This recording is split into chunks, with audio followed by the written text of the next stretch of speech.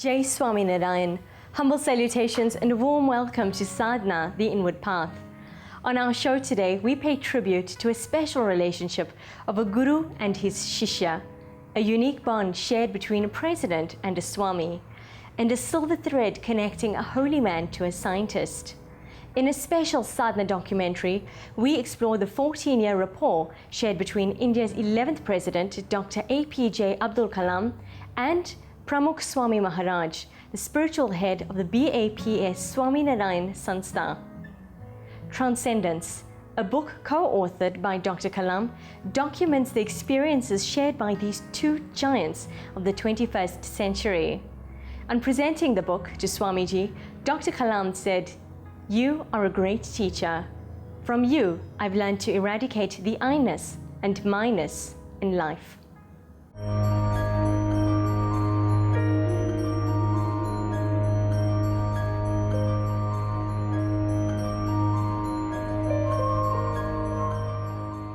I was fortunate to get an opportunity to write a book which is the spiritual experiences of Dr. APJ Abdul Kalam, the renowned missile scientist and the 11th President of India, with Pramukh Swami Maharaj, the spiritual head of Sri Swami Narayan Sanstha.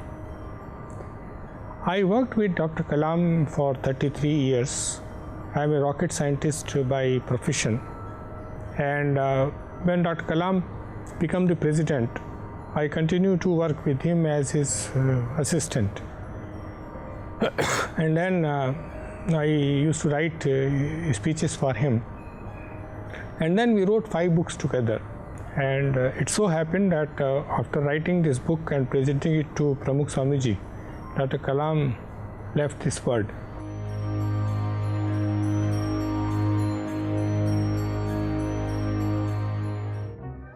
I have written this book, "You Are a Great Teacher." Pramukh Swamiji was radiating divinity.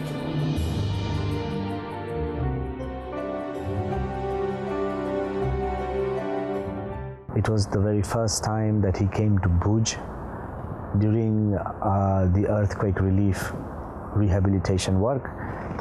He was the principal scientific advisor to the government of India. And being Kalam, he was one of the most respected scientists who had just fathered the nuclear bomb. So he had been given Z+ category protection and security measures. But we, BAPS Swami Narayan Sanstha, were also a very active organization in serving the people during the earthquake and after. And he had come across and seen one of our tin tent cities, and then that's where he developed this desire that if Pramukh Swami is doing such great work and in unifying the minds of the people and all the energy and trying to rehabilitate a whole area from virtually ruin and rubble. So he had shown a desire to meet Swami. And when Pramukh Swami was in Delhi on 30th June in 2001, he came very humbly with his idea of how to develop India by 2020. And when Swami said, add a 6th dimension, faith in God. So out of respect, first he accepted it, but there was a lot of questions written over his face because I happened to translate.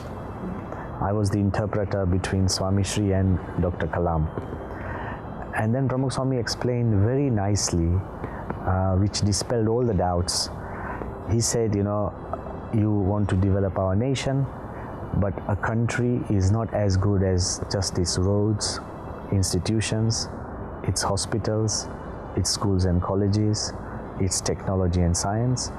A country is as good as the nature of its people.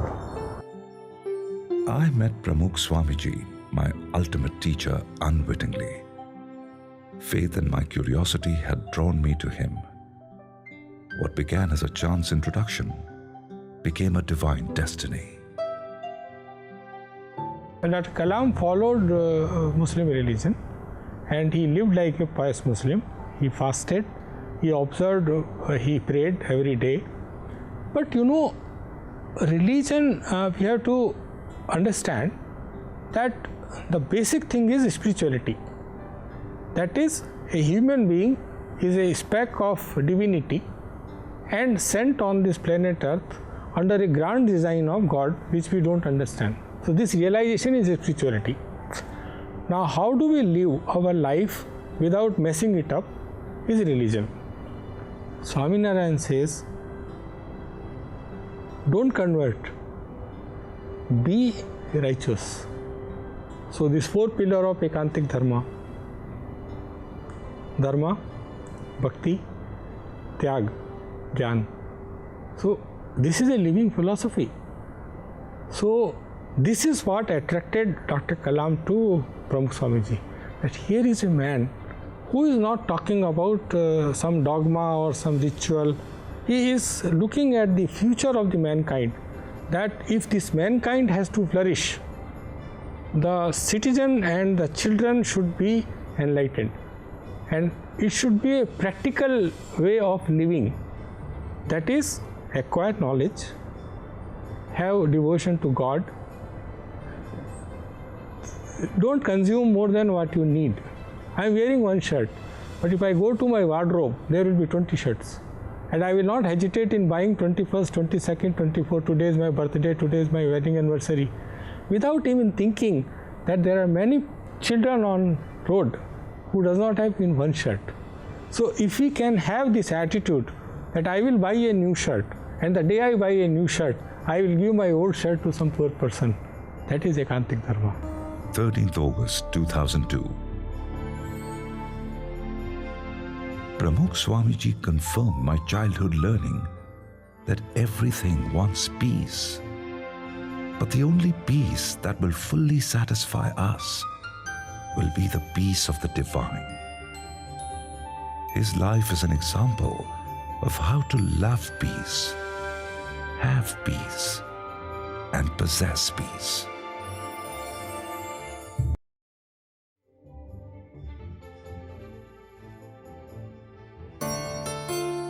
This is a tale of 2 boys. One, a boatman's boy. The other, a farmer's boy. The boatman's boy was born in Rameshwaram in Tamil Nadu, an island surrounded by water. His father built boats. The farmer's boy was born in Chansal in Gujarat, a village surrounded by fields. His father grew crops. But here you see that there are 2 different people, and from 2 different fields, of 2 different positions. Kalam is a man of science full of rationality. Pramukh Swami is a man of God full of faith. Kalam on one hand is highly educated in the worldly sense of way, not just an engineer, not just a scientist, but a person who has been awarded more than 48 PhDs from world-class universities. And on the other hand, Pramukh Swami Maharaj is a very simple person who did not even finish his primary education, and perhaps he could not even write PhD, the word. And interestingly, Kalam did not know a single word of Gujarati, the medium of communication for Pramukh Swami, and Pramukh Swami did not know even a word of English. And 2 different people from different positions, different cultures, different communities, and different religions. And they could gel because there was a communication of consciousness. And when after the first meeting he was leaving, he told me that he felt as if he was in the presence of his own father. And he loved his father like anything. So to use those words. And he felt that I felt the love of my mother. This is Dr. Kalam at the peak of his career. And he used one very interesting analogy that, since he was a child, He had read in the South Indian tradition a quotation from Sant Thiruvalluvar. This he told us personally, that if you have pain and it is deep in your heart and it refuses to go away for decades and decades, but when you sit next to a cosmic energy and it's pure, then that pain disappears instantly.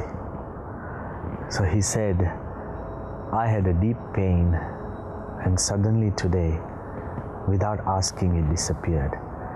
So apart from the intellectual interaction, there was some spiritual experience which you and me can't really describe, that made Kalam connect with Pramukh Swami. 2004, 8th February.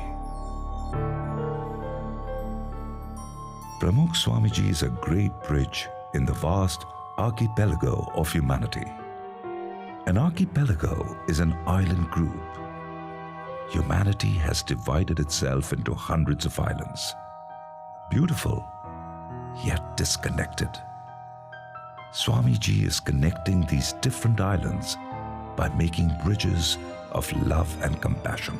At that time, he was the principal scientific advisor to the government of India, meaning to the Prime Minister, and he had or was going to hand in his resignation to go down and become a professor in some college. He had worked enough for India, and during that meeting, Pramukh Swami had said, go and lead India. And Kalam has again mentioned in this book, and he has said often that, he had never dreamt of being a president, nor had India. But he was a man of such integrity and a lot of humility with achievement, who respected everyone who has made a difference in his life. And everybody he met, he learned something.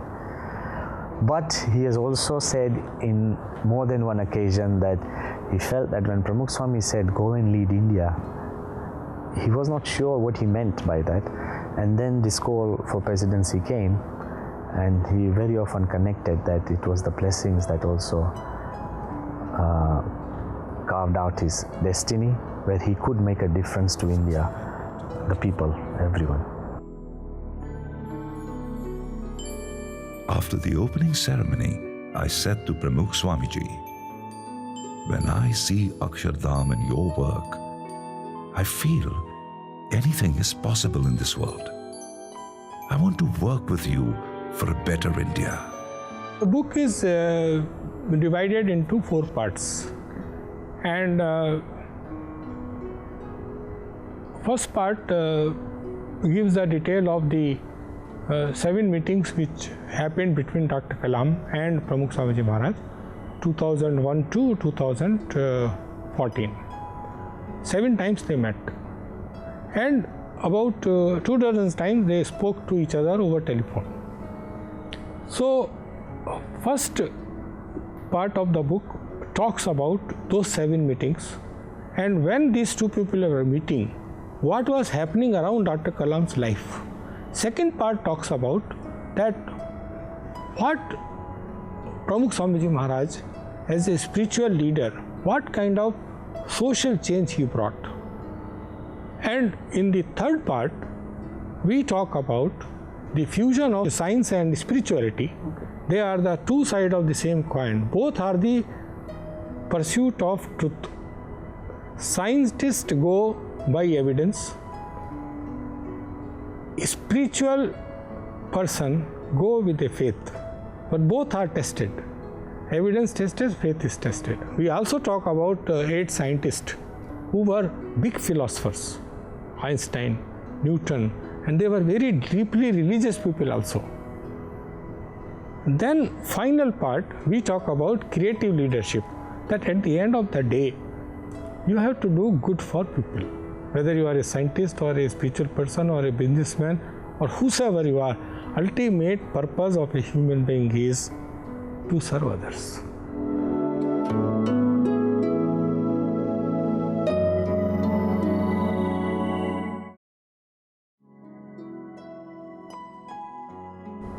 we wanted to call it as Gunatit, above qualities, but we could not find appropriate English word. So we went to a French word, which is Transcendence. The book is about Kalam's own journey, and the book is about his real-time experiences.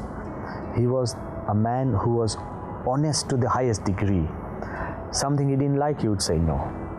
Even during presidency, once he had decided either to sign a document or resign, he was very clear. He is not attached to any position. So he said, I learned the value of truth from Galileo, the value of free thinking from Socrates, the value of equality from Lincoln, the value of non-violence from Gandhi, the value of forgiveness from Mandela, the value of compassion from the Dalai Lama. So like that, he goes along that so many people have been his gurus in one way or another. But why he describes Pramukh Swami as his ultimate guru? He says, I learned the value of faith in God from Pramukh Swami, who helped me remove I and me. That is why he is my ultimate guru. And he clearly writes that he put me into a God-synchronous orbit. No more maneuvers. I don't need any more maneuvers, as I am placed in my final position in eternity. He writes this just 1 month before he passes away. So it was a very, very different way of thinking, and that's why he, expressed that Pramukh Swami was his ultimate guru, who gave him this connection with a higher reality. And it was a sincere discovery from a sincere scientist. I wrote this book to record my experiences, my reflections, and transformation. I see in Pramukh Swamiji a true embodiment of transcendence. So what I learned from Dr. Kalam is power of imagination. So you should be able to imagine what you want to become. Second is piousness. The personal and mental piousness is fundamental. So Dr. Kalam used to give me an example that suppose somebody is bringing some hot tea for you, and your cup and saucer is there, but there is something, some black spot is there on the cup. Will you pour the tea in that? I said, no sir, we have to clean the cup. Okay, suppose by mistake tea is poured, and now this black thing is floating over the tea. Will you drink the tea? No sir, how can I drink that tea without being sure what is the black spot? He says, same thing is with God. Unless you are clean, how He will pour blessings onto you? And even if by mistake blessings are poured upon you, it will be of no use to the society. There are many leaders, there are many great businessmen.